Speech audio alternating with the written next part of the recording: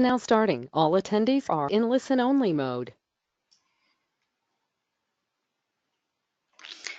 Good morning, everyone, and thank you for joining us for today's webinar, Conservation on Rented Land, a discussion between farmer and landowner. My name is Julia Freuk. I am the project coordinator here at the Partnership for Ag Resource Management and will be hosting the webinar this morning. We are joined today by Jennifer Filipiak, Midwest Regional Director for the American Farmland Trust, who will provide a brief introduction on AFT. I'm also pleased to welcome our guest speakers, Will Glazik, second-generation organic farmer, Jaci Davis, farmland owner, and Joan Sinclair Petzen, farmland owner and farm business management specialist with Cornell Cooperative Extension. Before we begin, I will go over some brief logistics. Please make use of the question box on your screen to type questions for Will, Jaci, or Joan during their presentations. I will moderate the questions during the last 15 minutes of the webinar after the presentation. We suggest viewing the webinar while connected via Ethernet for best audio quality performance. You'll receive an email in the next few days with the webinar recording and a webinar evaluation. The recording will also be available on partnershipfarm.org. By attending today's webinar, you are eligible to receive 1.5 CCA continuing education units, 1 for nutrient management and 0.5 for sustainability. You must be present for the entire webinar to receive those points. If you submitted your CCA number at registration and are watching the webinar live, no further action is required to submit your CEUs. If you are watching this on demand at a later date, please be sure to watch the entire presentation through the GoToWebinar platform and not YouTube to receive credit. If you watch the webinar recording more than 2 weeks after the original broadcast, please email julia@partnershipfarm.org your CCA number to ensure your credits are submitted. Please make a big note that credits often take a few weeks to appear in your account. If it has been more than 3 weeks, please contact my email. And now, with the logistics taken care of, I will provide a quick introduction to the Great Lakes Conservation Connect project. Great Lakes Conservation Connect is a collaborative partnership of conservation agencies focused on engaging both women, non-operator landowners, and farmer tenants to work together to increase conservation practices on their land. Why women? Because we have a successful model to engage them, and research shows they are interested. We'll hear more about that in a minute. Really, we're starting with women, but much of what we're learning applies to all non-farming landowners. A key component to our goal is increased communication between the farmer and landowner to enable leasing structures that make it easier for farmers to try new practices. In order for farmers and landowners to see the benefits of implemented conservation practices and continue to invest, it is necessary to extend leases beyond 1 year. According to the USDA's Economic Research Service, more than 54% of U.S. cropland is currently rented. Many landowners can be removed from agriculture, unaware of the risks of depleting soil health and practices that exacerbate runoff. We need to provide outreach to both landowners and tenants now more than ever, as the percentage of rented lands continues to rise. Great Lakes Conservation Connect is working towards our goal of increased beneficial practices on rented lands by providing resources for developing lease agreements, communication and education strategies, and working one-on-one with farmers and landowners in Ohio and New York through learning circles and workshops. Our goal is to scale up the project to other states within the Great Lakes Basin. The Partnership for Ag Resource Management, or PARM, a project of the IPM Institute, is working to engage retailers in providing resources to their clientele to help integrate beneficial practices on rented lands. Helping customers access resources to start conversations with their landowners means selling additional products and services like cover crops, variable rate technology, or subsurface fertilizer application on increased acres. With extended lease terms, you can secure your clientele for a longer period. We have created a brochure for ag retailers as a handout for their customers. Order several now and pass them out at your next grower meeting. Contact Julia at partnershipfarm.org to get yours today. Lastly, to access additional information, visit the Farmland Information Center. And now, I'd like to turn it over to Jennifer Filipiak, Midwest Regional Director of American Farmland Trust, who will provide a brief introduction on AFT's role in Great Lakes Conservation Connect. Thanks, Julia. Thanks. This is Jen Filipiak speaking. Good morning, everyone. I thought I'd just start by giving you a brief introduction to AFT, as many of you might not know us. American Farmland Trust is a national nonprofit organization. We were founded in 1980 with a mission to protect farmland. But really, since 1980, really from the beginning, we've always had a very holistic view of what protecting farmland really means. So you can look at it just strictly from the perspective of protecting the farm and ranch land from development, for example, just keeping it in farming. But also, if you've protected it from development, but it's not being managed well, you really can't say it's protected. So that second part of our mission is promoting sound farming practices. We want that land that is protected to be producing food, fuel, and fiber for many generations. And then finally, it's really not protected if there's not a farmer there that can have a good quality of life and make a living working on that farm. And then also, if it's not really protected if there's not a good pipeline to get young farmers up and coming and into agriculture and being able to farm that land. So we have a three-pronged mission: protecting farm and ranch land, promoting sound farming practices, and keeping farmers on the land. You can go to the next slide. Thanks. As Julia mentioned, the goal for this bigger project, this Great Lakes Conservation Connect project, is we're trying to integrate a lot of different ideas of how, with the goal of getting more conservation on that rented farmland. And so, as Julia mentioned, we're working with three particular audiences that we think could be influencers on helping us to increase those management practices on rented farmland. So the women landowners, the farmers who rent the land, and then also the retailers. And I'm going to talk specifically about what we're doing with women landowners, because that's kind of a unique model. That's a new thing that we're doing. So the conservation learning circles, this is a model that was actually developed about 10 years ago by the Women, Food, and Agriculture Network, and developed and tested and refined in Iowa. And the idea is that it is a peer-to-peer learning model, so a very extension-based framework for learning. It acknowledges the women as the experts and decision makers on their own land. So we pull these women, primarily non-operating landowners, but it can be a mixture of owners and operators. We pull them together to talk about specific conservation topics. These meetings include conservation staff and agricultural professionals. We just call them our resource professionals. They participate in the discussion, but they're not there to stand up and give presentations. They're really there to participate in the discussion. We kind of go with the model that we all have something to learn and we all have something to teach, including the landowners that are there. We do work to make these meetings women only, at least for the first part of the day. And the idea there is not really that these meetings are exclusive to women. The idea is really to make a space where we are particularly and deliberately focused on making women comfortable to talk about agricultural issues, conservation issues, land management. So we do meet without men for the first part of the day. And that's also driven by the women themselves. When we get feedback from them, that's something that they really appreciate. And they feel very comfortable asking and I'll use air quotes here, their stupid questions. They feel like they have these stupid questions that they're uncomfortable asking in other settings. And it turns out those questions are not stupid at all. They're very insightful questions. So these learning circles, we try very hard not to have a hierarchical structure. You can see from the picture here, you can't tell in this picture who is leading the meeting and who the landowners are and who the resource professionals are. And that's on purpose, and that really contributes to that feeling of the learning circle. So they're full day events, 9 to 3. We start in the morning with a discussion, and we go out in the field in the afternoon. And when we go out in the field in the afternoon, we do bring men resource professionals in too, because we do want them to know who their local people are that can help them manage their land. So now you can go to the next one.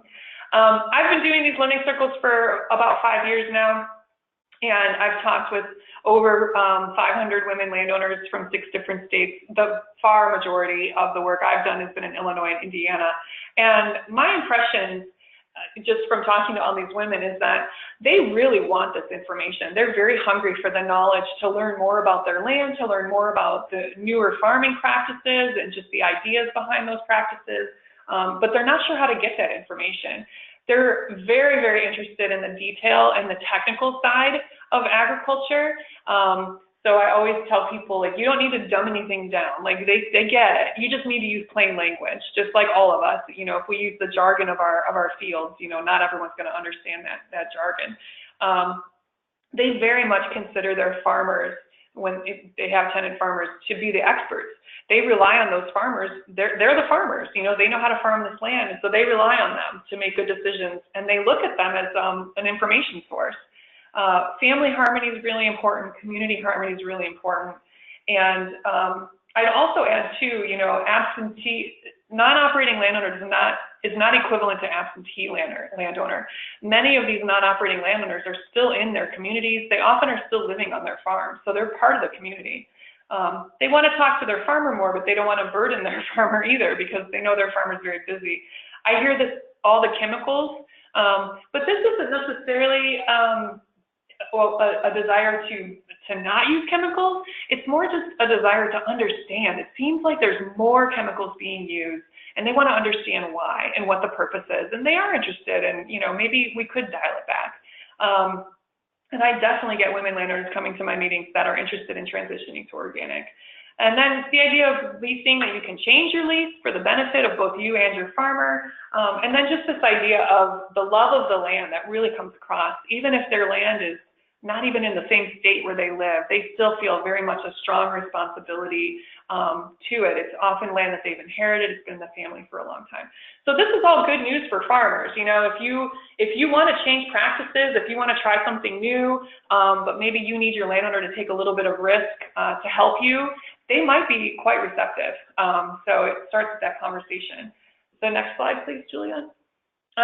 So briefly, we are doing a survey right now of non-operating landowners, all genders, in 11 U.S. states, and we're preliminary data. We're getting the same kind of, it's confirming our impressions from doing the learning circle, is that the farmer really is looked upon as the expert, and they look upon the farmer as helping them to make decisions on a great way to manage their land.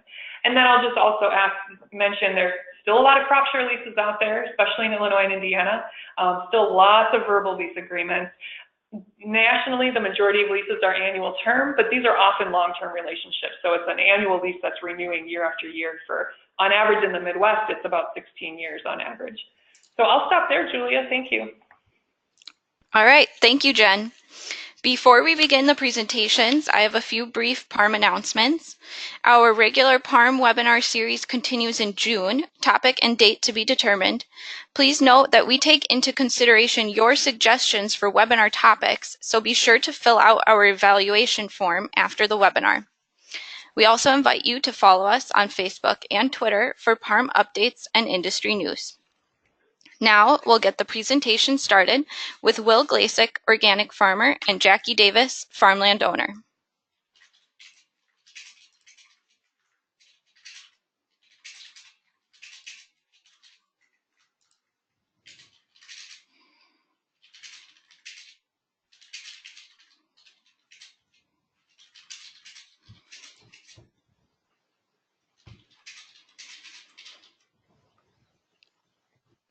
Good morning.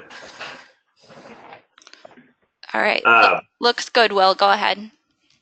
All right, I'm Will Glazik. Jaci Davis. We're in Paxton, Illinois. It'd be east central Illinois, about a half hour north of Champaign. Here's an overview of the farm where Jaci lives. You want to tell a little bit about the farm? Sure. I inherited this farm from my parents, and they obviously were farmers, and their parents were farmers. So I came from a long line of ag people. I went away to school, worked for many years, and then came back to the farm.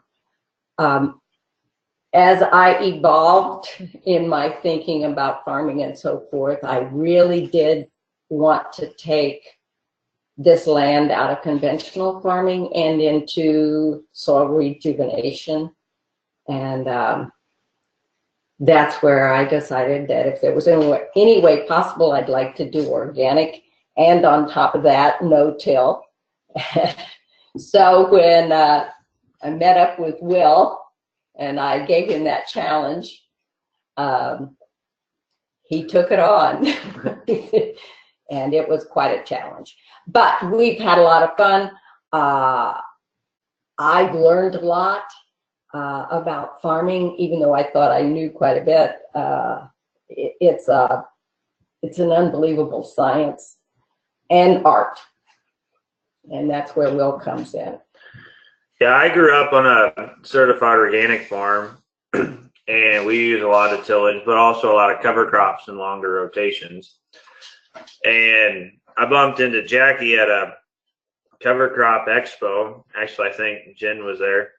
And I was looking for some organic cover crop seeds for my dad. And she overheard me say organic, and she pulled me aside and said, "Hey, are you an organic farmer?" And that started our friendship. And eventually she asked if I would help her take the land and transition it to organic and utilize cover crops and work with no-till methods on organic operation. That to me was a new challenge, but there's a lot of growing research out there, and Jaci's been wonderful and willing to experiment and test new methods so that we can try to find some organic no-till practices that we can utilize. And at the time, I was selling fertilizer and chemical inputs for conventional farmers. So I have a pretty strong background in both organic and in conventional. So that's kind of how we got met up.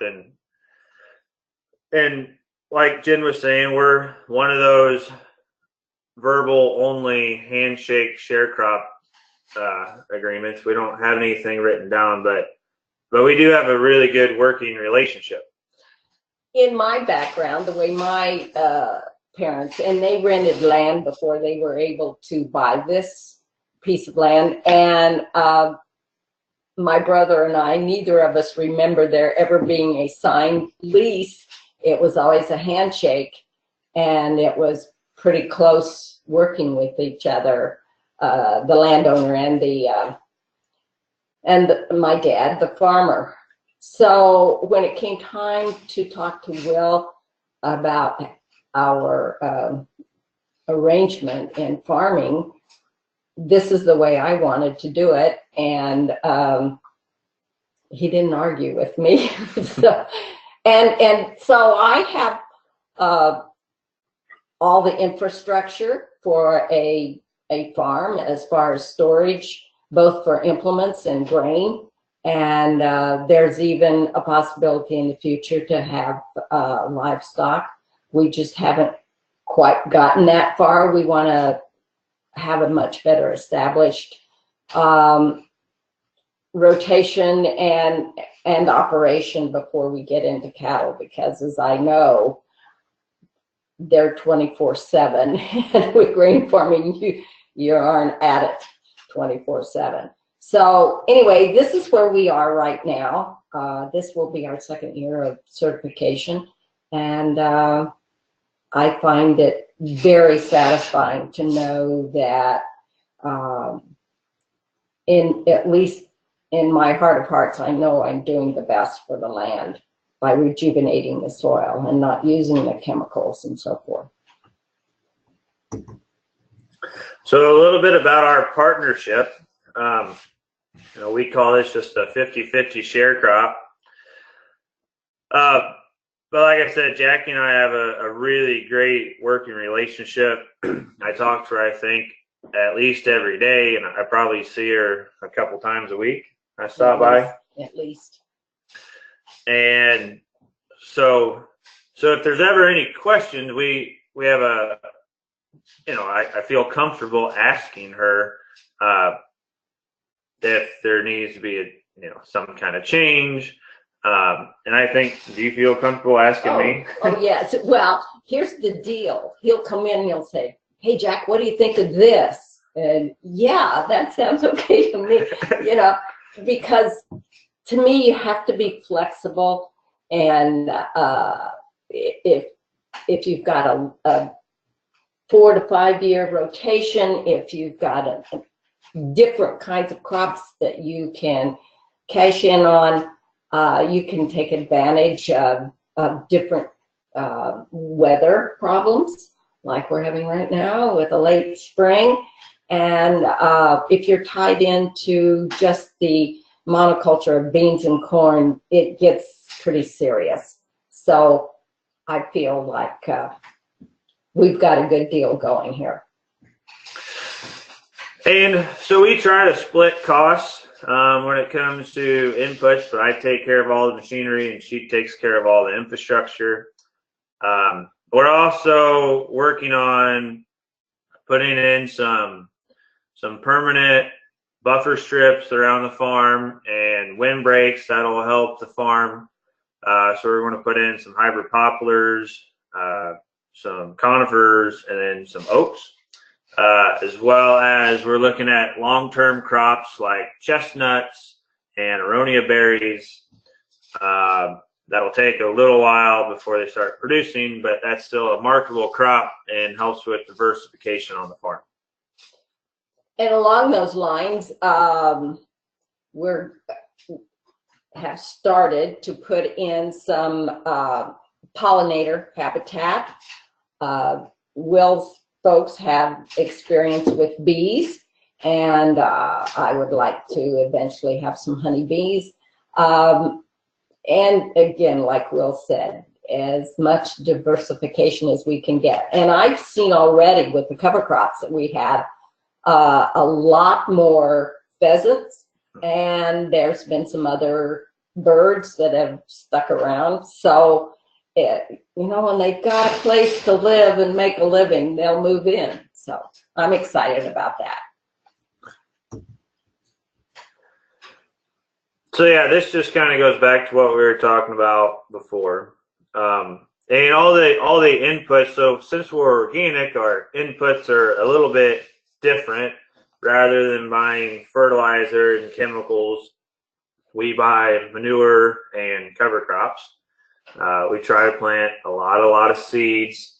We really don't have too much for inputs other than seeds, and a lot of our crop seeds and some of our cover crop seeds we raise and save seed ourselves. And then all of the sales, the gross revenues are split 50-50. We store everything in the grain bins at Jaci's farm or in the corn crib. And there's more than enough storage at her place to hold everything. And we have a diversity of crops. So right now we're raising corn and soybeans, oats, and then we always leave a fourth of the farm in cover crops for a full year, rather than buying off-farm fertility. Like I said before, we do quite a bit of conservation. Here's a picture of our first experiment with herbicide-free soybeans in no-till, where we used a roller crimper and knocked down some cereal rye. But this kind of stuff, I think, is only possible because Jaci and I have such a good, friendship and relationship. It's more than just a working partnership. We actually, she's pretty much family. Some of the exciting things to me with the cover crops was, well, right off the bat, no wind erosion and no water erosion. And the other one was during the growing season, if you've got this kind of a mulch out there in your field, you are keeping your soil cooler. When it rains hard here, I don't have those lingering ponds like a lot of my neighbors do. So right off the bat, I think this picture is from the first year that we farmed with no-till cover crops. It looks pretty darn good to me.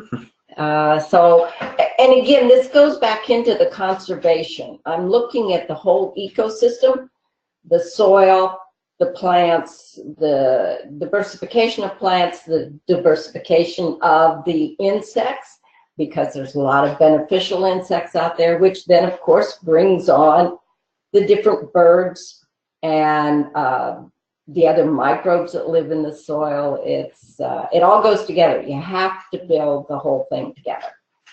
And these kind of practices are still pretty experimental. I'd say the longest running no-till organic experimental station has been going 15, 20 years. And a lot of research has been going in the last 5. So these aren't really tried and proven methods. They do work, and they work well, but they still expose some challenges along the way. And that's where we, with the relationship that Jackie and I have, we can adapt as the challenges show themselves. And then, let's see, we can open it up for questions in a little bit. I just got some more pictures of some of the cover crops on the farm, and this is how we plant our soybeans. Well, back up and tell them about that's rye. Yeah, it's cereal rye. And you can tell it gets about 5 foot tall, and that pretty well takes care of all the weeds in the field. There is a planter hooked up to that tractor. And then I use a roller crimper to lay it down. It makes a nice thick mulch. So like Jackie was talking about, it does keep the soil quite a bit cooler. This is down at the 4-inch level. And that helps us conserve a lot of moisture during the dry spells, as well as it keeps it cool so we have a lot more activity. And I haven't ever measured the microbial activity, but judging by the earthworms and the spiders and the millipedes and the crabbed beetles and all the other insects that I can see, there are so many more underneath that rye mulch than there are just on the bare soil. Here's one of the things we're pretty successful no-tilling soybeans and small grains and all of our cover crops. We're still working on corn, and this is one of our no-till corn experiments that was a total failure. But we're also looking forward down the road, and this is a weed bot prototype at University of Illinois. And we're going to do some demos this year with them to figure out how to do autonomous weed control. We're also utilizing so very intensive on our cover crop management. This is interseeding buckwheat, crimson clover, and turnips into our corn crop in 2018. So that helps with weeds, as well as provided flowers to invite in some beneficial pollinators, as well as some predatory insects, so that we don't run into corn borer or some of the pests in our corn crop. All right, that's all that I got. We can answer questions or keep moving on. All right. Thank you, Will and Jackie. We'll do questions at the end of both your presentation and then after Joan's presentation.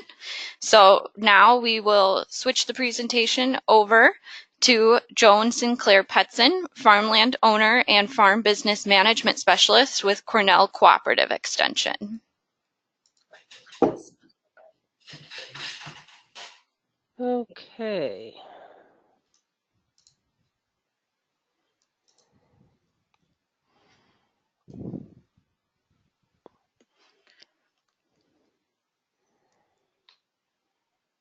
All right, looks good, Joan. So go ahead. Okay, good. So just wanted to give an introduction to a little bit about our farm business. Sinclair Farm is located is 182 acres, and we're located kind of south of Rochester, New York, in the Genesee Valley, and some of the best cropland in Western New York is located there in the Genesee Valley, and we're quite proud of the quality of land that we have in our there in Western New York. My farm is a farm I'm a second generation owner of the farm. My dad farmed this land, and then we farmed it together for a number of years. We have 152 tillable acres, all situated together. A rural road and a railroad do bisect the property, as you can see. And there's extensive tile drainage installed on the farm, and we have some excellent soil resource there. As far as goals for the farm, nope, I don't want to do that. Okay, as far as goals for the farm is to protect and build the soils, generate a reasonable return on the investment, and contribute to the success of the farm operation managing the land.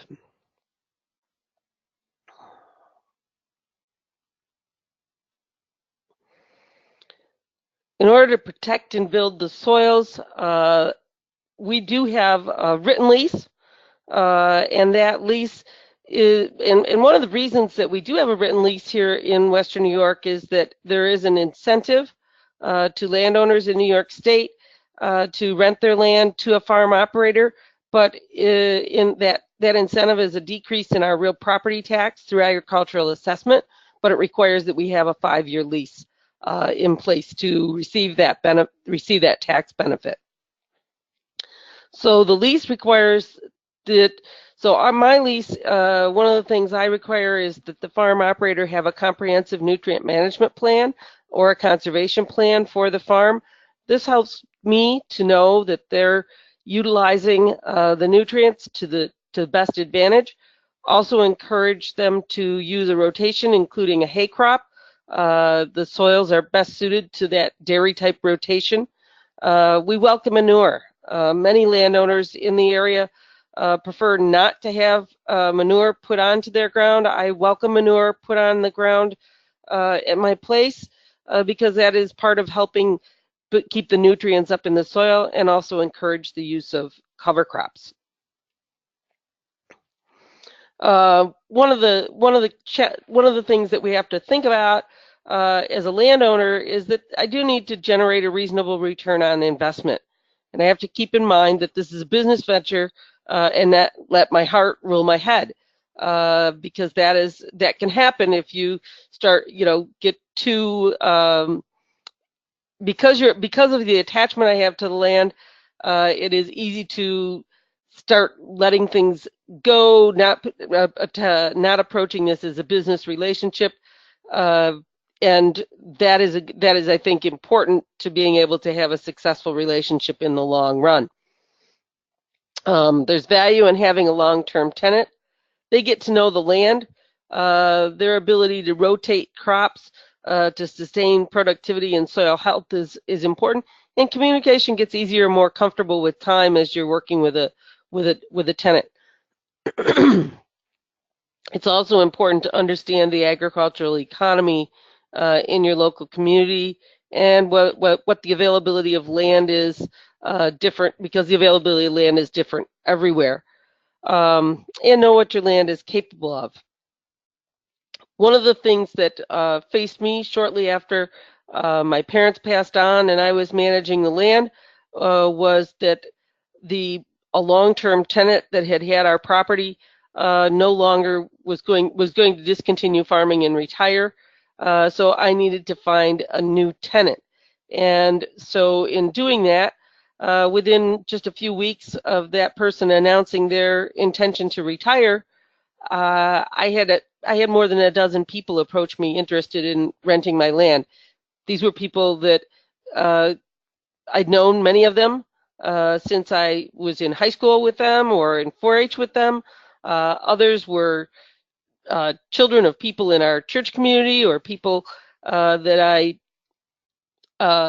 knew through the agricultural community. And the other piece of the pie was I was somebody who worked with the agricultural community in my role with Cornell Cooperative Extension as a farm business management specialist. So I needed to be fair as I started to find on my quest to find a new tenant. And so one of the things I did was I put together a little package of information about the farm. It included a map of the farm. It included the tile maps, the soil maps, and I sent that out to those interested parties and asked them to bid on that so that we could come to what would be a fair rental rate for the property and make sure that I was taking care of the business side of things as well as making sure that things were taken care of from the perspective of management of the land. One of the important things for me is to know that the land is being an integral part of somebody's farming operation. If it's an integral part of their farming operation, I feel they're going to do a better job of taking care of the land and our relationship, and also want to provide an opportunity for a next generation farmer. And remember, the land takes care of those who take care of it. Because I'm only a caretaker of this land for one generation, it is important that I work with people that are looking to have an opportunity to see this farm farmed for many years to come. In summary, I'm only the caretaker of the land for a short time. I need to make the best decisions that I can for the care of it. It's important to me to get some financial return. It's important to see the land actively used as part of my values. And knowing the land is contributing to the success of a farming operation is valuable to me. So with that introduction, I'll be glad to answer any questions.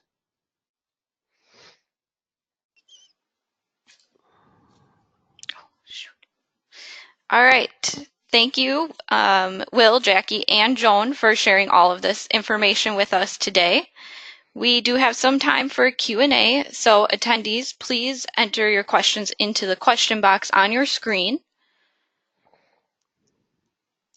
And the first question that we are going to get started with is, Will and Jackie, it sounds like you have the ideal working relationship, and it may be the exception to the rule.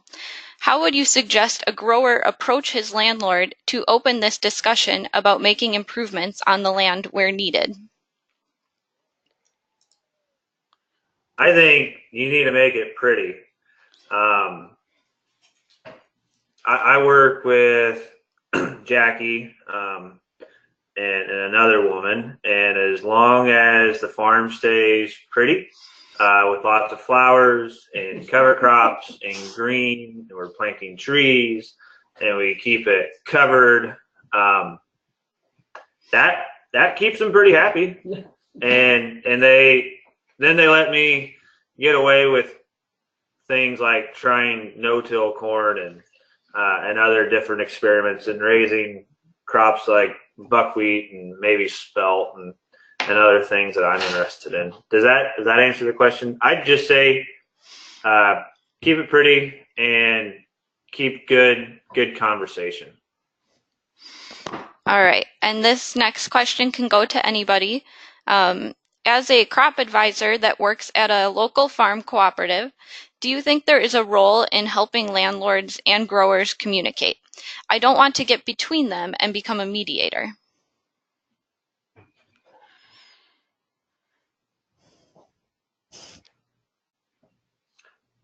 I am a crop advisor at an independent fertilizer dealer. I do work as a mediator between landowners and tenants quite a bit, especially when it comes around integrating cover crops into an operation. A lot of times the landowner will come to me and say, hey, I'd like to figure out how to get cover crops on my farm, but I'm not quite sure how to talk to the farmer. And so then I can take that request of the landowner who's concerned about the long-term benefits of cover crops on the farm, and oftentimes I spin it into a way around weed control and pest management on a farm, which is a more short-term benefit of cover crops. And then I can tell that to the farmer, and normally can figure out some way that both sides can see large benefits in cover crops. This is Joan, and I think it's important to be able to feel comfortable to talk to them both. I don't think that it is necessarily something getting in between a landowner and the owner. One of the things that has to happen is that landowner and farmer need to get comfortable talking with one another, and sometimes having a third party there helping raise some questions, answer some questions, helps that conversation move along. Okay, the next question is, Jaci, how do you see this type of relationship working with growers that farm 1,000 to 5,000 acres and have 10 to 20 landlords? Many may not be able to communicate this closely with them because of time spent and return on that time. Boy, I don't know how it would work, but the way I see it, is that the landowner has to understand farming from a business standpoint as well as from the artistic standpoint, the environmental standpoint. I think, being honest, I do have another farm that is being conventionally farmed right now by a tenant that has been there for 50 years. I have not asked him to do cover crops and organic farming because I want him to make that decision on his own. So there has to be some honesty. He works very well with me on a lot of things, and there has to be some understanding of what the business of farming is all about. It can be done. It's the interest that the landowner has in the operation. I think that seals the deal. Okay, the next question is for Joan. Joan, what are some of the common conservation practices that you see landlords and growers communicating about and working on together to improve their farm management? One would be cover crops. That is an essential, I think, going forward, and really getting folks to maybe change their crop rotation a bit so that cover crops fit in, particularly with our shorter season in Western New York than in some parts of the country. We have to be conscious and maybe make some trade-off choices in order to make those cover crops work. One of the things that has been introduced in recent years is using a triticale cover crop after corn silage, being able to come back and take a harvest of hay from that triticale early in the spring, and then follow that back with either a new seeding or another year of corn. And that's something that there's some risk involved because you got to have some things work right with the weather. You might have to use a little shorter season corn to be able to get that triticale in the fall to allow it to grow. So those are some of the things that I think it takes, that communication and knowing what's going on back and forth between the landowner and the farmer, so that both have confidence that the other is achieving success through this. All right, the next question, and anyone can answer this, is what are some simple projects that a landlord and grower could do to get the ball rolling for improvements that benefit both?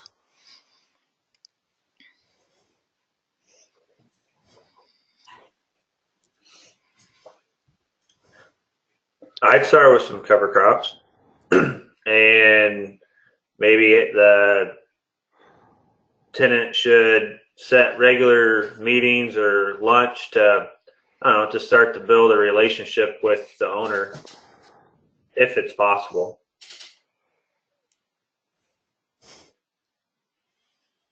I think that's a really good place to start too, Will.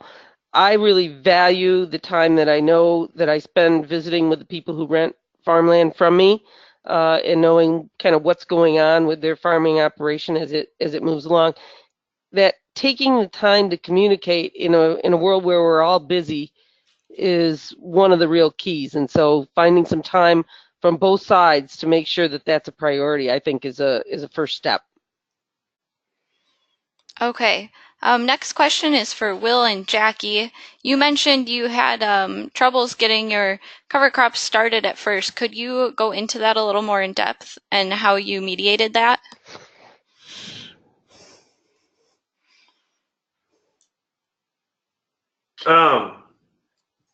We've always had pretty good success getting our cover crops started.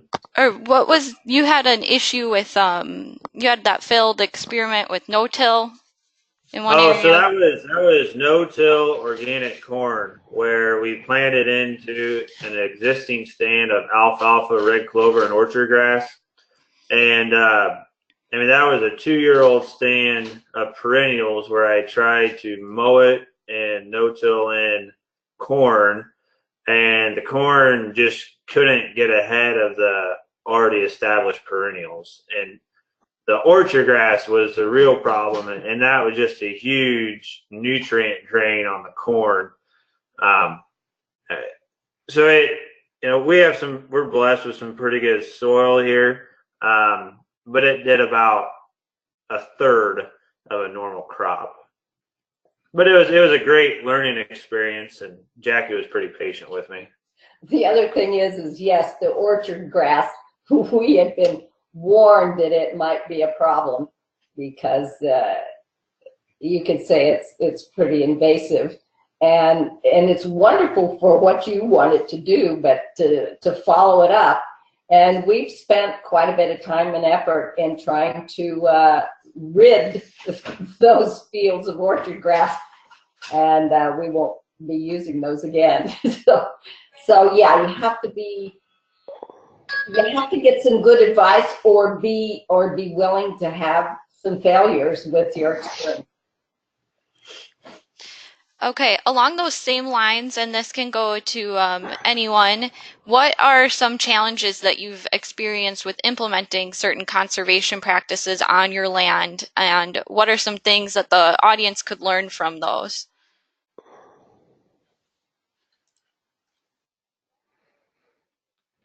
We've had issues with neighbors when it comes to relationships or drift from another farm. With us being organic, it's pretty strictly regulated on the amount of drift that can come on and still have an organic saleable crop. And everyone around us is conventional. So it's been a challenge to try to build relationships with our neighbors, and that's another good point.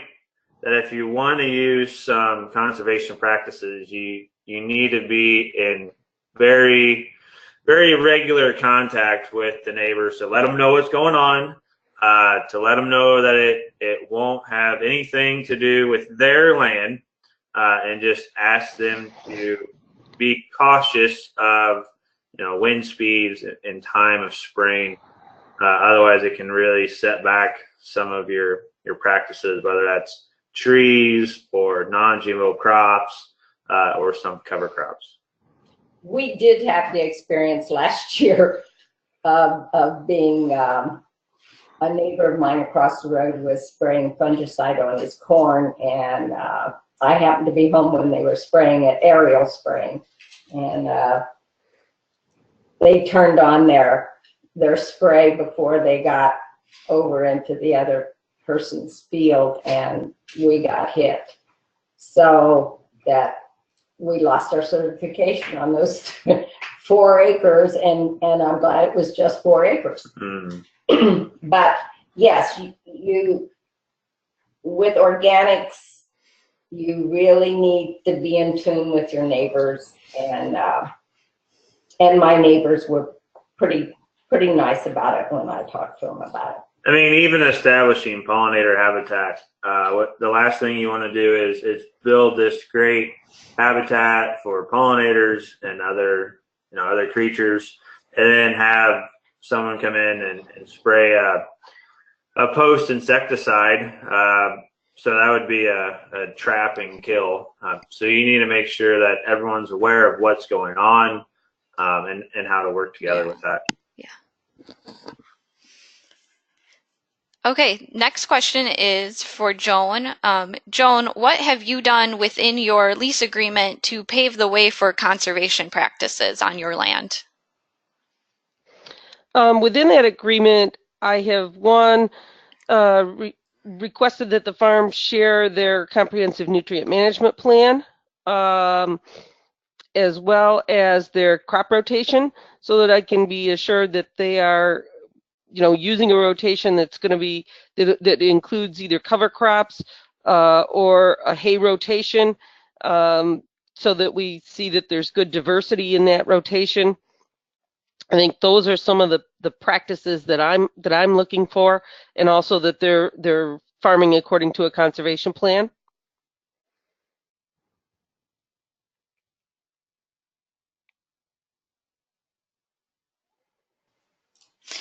Okay, in the interest of time, I'd like to wrap up the Q&A. I want to thank Will, Jackie, and Joan again for joining us today. We really appreciate you taking the time to share your work.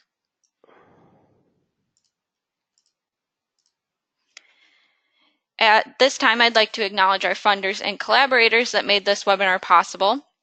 In particular, the Great Lakes Protection Fund, American Farmland Trust, and the McKnight Foundation. I'd also like to thank PARM's Premier Egg Retailer members, the Andersons, a Gold member, and Silver members, Gertie Egg and Nutrient Egg Solutions. Their contributions helped make this webinar possible and help promote the strides that egg retailers are making to reduce nutrient impairments. For more information on membership, contact our project manager, Caitlin, at partnershipfarm.org. The PARM team also provides free resources for egg retailer employees, grower clients, and consultants, available on our website, partnershipfarm.org. On the left is our continually updated and 4R approved agronomist handbook, available free for download. The handbook includes algal bloom updates, trends in customer product and service adoption, and fact sheets that you can provide to grower customers to increase awareness of products and services that reduce nutrient runoff.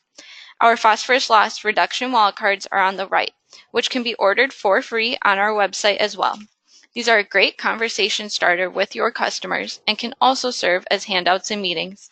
To date, we have distributed more than 25,000. As we wrap up, please remember to look for the follow-up email in a few days with a webinar evaluation and webinar recording.